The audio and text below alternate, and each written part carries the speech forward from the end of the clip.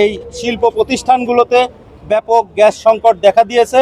এই গ্যাস বিদ্যুৎ সংকটের কারণে শিল্প প্রতিষ্ঠানে উৎপাদন কার্যক্রম ব্যাপকভাবে ব্যাঘাত ঘটতেছে। এর ফলে শ্রমিকদের যেমন কর্মসংস্থান অনিশ্চিত হয়ে পড়তেছে, পাশাপাশি এই উৎপাদন কার্যক্রম ব্যাঘাত ঘটার কারণে অনেক কারখানা কর্মঘণ্টা কমিয়ে দিচ্ছে এবং এই কর্মঘণ্টা কমিয়ে দেওয়ার কারণে শ্রমিকদের আয়ও অনিশ্চিত হয়ে পড়তেছে। পাশাপাশি আপনারা জানেন বাংলাদেশের প্রধান যে বৈদেশিক মুদ্রা অর্জনকারী যে প্রতিষ্ঠান এবং বাংলাদেশে বৈদেশিক মুদ্রা অর্জন করে যে ৮৬%, সেই প্রতিষ্ঠান হলো এই গার্মেন্টস শিল্প। এই শিল্পে যে আন্তর্জাতিক বাজারে ব্যাপক প্রতিযোগিতার মধ্য দিয়ে দিন পার করতে হচ্ছে।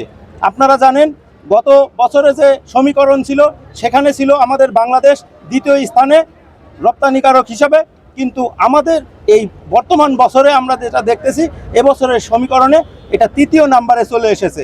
তার মধ্যে এখন বাড়ার কথা ছিল আমাদের প্রধান শিল্প খাত, পৃথিবীর মধ্যে সবচেয়ে বেশি রপ্তানিকারক দেশ ছিল আমাদের এই বাংলাদেশ, কিন্তু এখন ধীরে ধীরে তারা নেমে যাচ্ছে।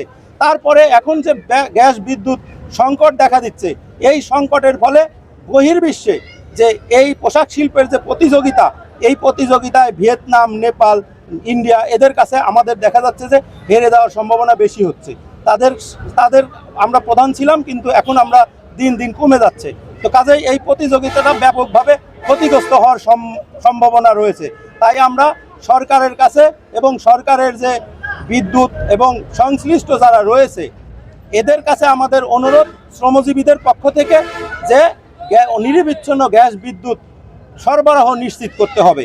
কারণ এই নিরবিচ্ছিন্ন গ্যাস বিদ্যুৎ সংকটের কারণে আমার শ্রমিকরা একদিকে কর্মহীন হয়ে পড়তেছে, আর একদিকে আয় কমে যাচ্ছে, ওভারটাইম কমে যাচ্ছে এবং কারখানাগুলো যেভাবে ক্ষতিগ্রস্ত হচ্ছে, তারা এই গ্যাস বিদ্যুৎ না থাকার কারণে ডিজেল এবং এলপিজি দিয়ে তাদের কারখানা পরিচালনা করতে হচ্ছে। এর ফলে দেখা যাচ্ছে যে স্বাভাবিক যে খরচ তার চেয়ে 2 থেকে 2.5 গুণ বেশি খরচ করতে হচ্ছে এবং এই খরচের কারণে কারখানাগুলো লোকসানে পড়তেছে এবং এই লোকসানে পড়ার কারণে পরবর্তীতে কারখানাগুলো বন্ধ হয়ে যাচ্ছে। আর এই বন্ধ হওয়ার ফলে আমাদের শ্রমিক ভাই বোনেরা বেকার হচ্ছে। আমরা সরকারের যে নির্বাচনী ইস্তেহার দেখেছি, সেই ইস্তেহারে ছিল 1 কোটি মানুষের কর্মসংস্থান তারা করবেন, কিন্তু আমরা দেখছি সরকার আসার পর থেকে একটার পর একটা কারখানা বন্ধ হয়ে যাচ্ছে শুধুমাত্র কয়েকটি কারণে। সেটা হলো, 1 হলো ব্যাংকিং কারণ, 2 হলো গ্যাস বিদ্যুৎ সংকটের জন্য।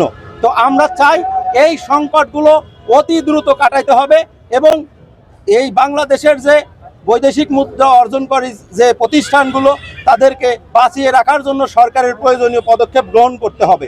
আপনারা জানেন আমাদের দেশে বিকল্প কোনো শিল্প প্রতিষ্ঠান নেই যেখানে এই 40 লক্ষ শ্রমিককে কর্মসংস্থান দিবে। অতএব আমাদের দেশের প্রধান যে শ্রমিকদের যে বেকারত্ব দূর করার জন্য যে প্রতিষ্ঠানগুলো, সেটা হলো গার্মেন্টস শিল্প। এই শিল্প যদি কোনোভাবে লস খায় এবং কোনো রকম ধসে পড়ে, তাহলে আমাদের বাংলাদেশের সামাজিক নিরাপত্তা ধ্বংসের মুখে চলে যাবে। একটার পর একটা কারখানা বন্ধ হচ্ছে, কোনো কারখানা নতুন করে চালু হচ্ছে না, যে কারণে বেকারত্ব একটি ব্যাধি হয়ে দাঁড়িয়েছে।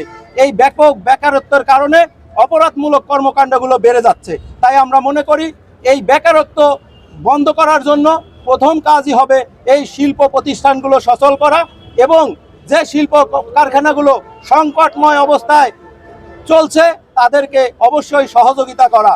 যেখানে ব্যাংকিং সুবিধা দেওয়ার দরকার সেখানে ব্যাংকিং সুবিধা দিতে হবে এবং দেশের সকল শিল্প প্রতিষ্ঠানে নিরবিচ্ছিন্ন গ্যাস বিদ্যুৎ সরবরাহ নিশ্চিত করতে হবে।